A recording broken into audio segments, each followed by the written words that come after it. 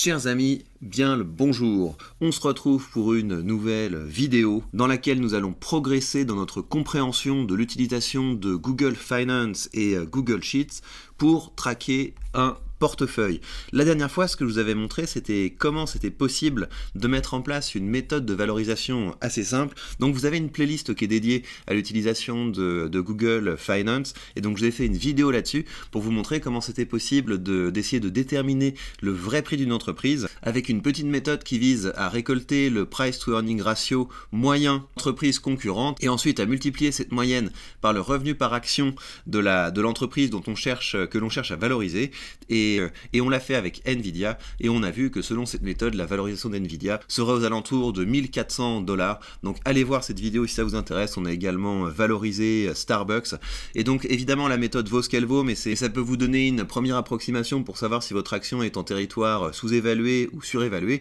Et par ailleurs, ça va vous encourager à commencer à utiliser Google Finance pour gérer votre portefeuille et pour devenir plus autonome dans vos décisions d'investissement. Ce que je voudrais qu'on fasse aujourd'hui, c'est qu'on commence à avoir une représentation de notre portefeuille sur Google Finance. Et vous allez voir qu'il y a une première chose il y a un premier problème qui va se poser, c'est que quand vous avez un portefeuille comme le mien, là je vous montre un extrait de vidéo parce que je ne peux pas vous montrer le portefeuille en direct parce que l'application de Giro est en maintenance ce week-end, ils font ça de temps en temps. Mais donc vous voyez que quand vous avez un portefeuille comme le mien, vous avez certaines actions qui sont en dollars, certaines autres qui sont en euros. Vous pouvez également avoir des actions qui sont, je sais pas moi, en livres sterling, qui sont en francs suisses, etc.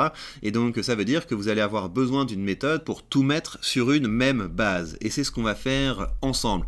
Donc on va trouver une manière de convertir automatiquement les devises dans notre portefeuille. Ça tombe bien, c'est assez simple. Donc vous voyez, là ce que j'ai fait tout simplement, c'est que j'ai rentré les entreprises françaises que j'ai en portefeuille dans le tableau. Donc comment ça fonctionne? Vous voyez donc par exemple Air Liquide. Ce qu'on a fait, c'est qu'on a tapé égal Google Finance et on est allé récupérer le cours en direct d'Air Liquide. Et pour avoir le cours en direct d'Air Liquide, c'est EPA, c'est la place boursière, 2.AI, enfin 2.AL Air Liquide, et donc ça nous donne comme ça le cours en direct. Pourquoi j'ai organisé les choses comme ça, à savoir la valeur totale, ensuite le nombre d'actions et ensuite le cours? Donc vous voyez, pour avoir la valeur totale, c'est tout simple, hein, vous tapez la fonction égale C3 fois D3, mais pourquoi est-ce que je l'ai mis dans cet ordre? Parce que ça permet ensuite d'avoir une représentation graphique de votre portefeuille qui est assez harmonisée avec la bonne portion de chaque action et avec le nom des actions.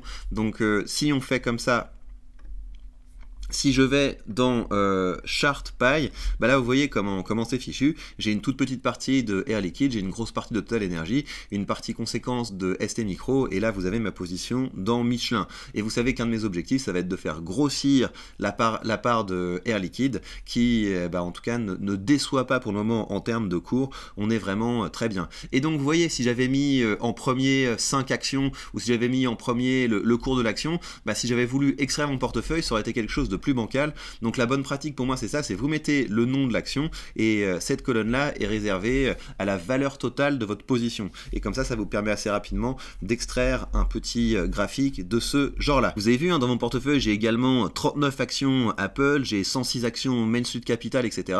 Et donc si j'ai envie d'avoir une représentation globale de ce qu'il y a dans mon portefeuille, je vais avoir besoin de pouvoir convertir, parce que si je mets ici Main Street Capital, si je vais chercher le cours de l'action, donc on a Main Street Capital, je pense que ça va être Main qui va nous le donner.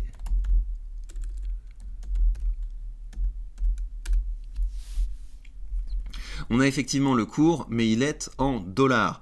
Comment va-t-on faire pour le mettre en euros? Eh bien tout simplement, on va rajouter une colonne. On va rajouter une colonne dans laquelle on va multiplier la valeur totale des actions que nous avons en portefeuille par le cours dollar-euro. Vous tapez la fonction Google Finance et vous mettez la paire USD euros. Et donc là, vous avez la paire dollar-euro, et c'est effectivement dont on a besoin parce qu'on a envie de convertir les dollars en euros, mais vous pourriez récupérer l'inverse, hein. Si on met par exemple Google Finance, on met la paire euro-dollar,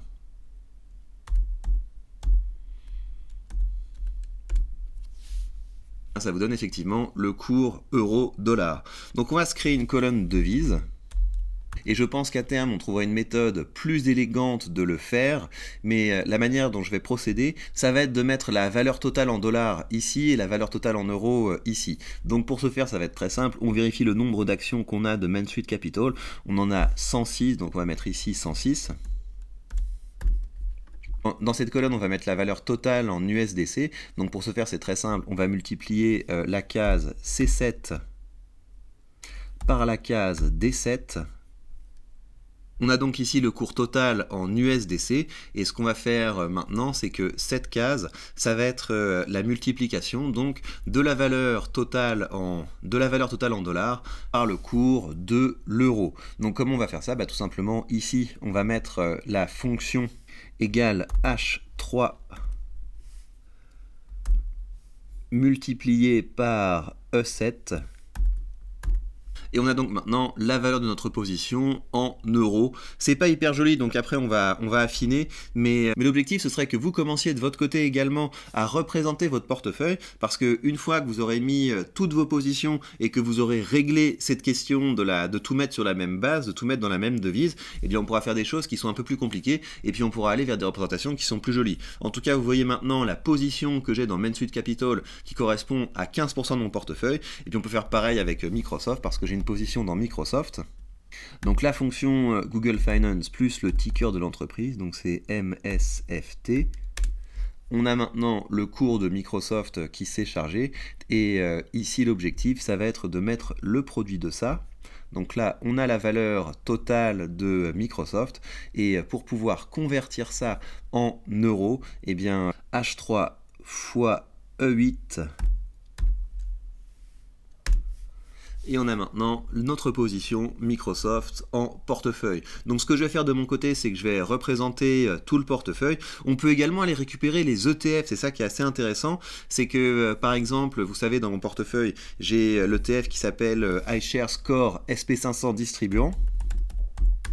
Vous voyez, ça c'est l'ETF que j'ai en portefeuille. Il se trouve que sur Google Finance, il est en dollars, mais donc pas de problème, on pourra facilement le reconvertir en euros. Voilà donc pour cette vidéo sur l'utilisation de Google Finance. Donc vous voyez, on y va progressivement. Ce que je vous propose de faire, c'est maintenant de vous occuper de représenter votre portefeuille dans Google Finance, et vidéo après vidéo dans cette playlist. Vous avez maintenant une playlist qui est consacrée à Google Finance. On va ajouter des éléments, ce qui va nous permettre de gérer toujours plus précisément notre portefeuille. Il me reste à vous rappeler que si vous voulez commencer à investir avec un courtier qui vous donne entre les mains tous les leviers de la liberté financière, acheter des actions partout dans le monde, acheter des ETF aux meilleurs frais, et pourquoi pas vendre des options pour augmenter le rendement de votre portefeuille, ça se passe avec le lien affilié que vous avez sous cette vidéo, le lien vers mon courtier de Giro, et grâce à ce lien, vous bénéficierez de 100 € de frais de courtage remboursés, ce qui vous permettra d'ouvrir votre première position de façon tout à fait indolore. Et par ailleurs, si vous avez des questions pour quoi que ce soit, et si vous voulez accéder à tout un nouvel univers de contenu exclusif, ça se passe sur la page Patreon.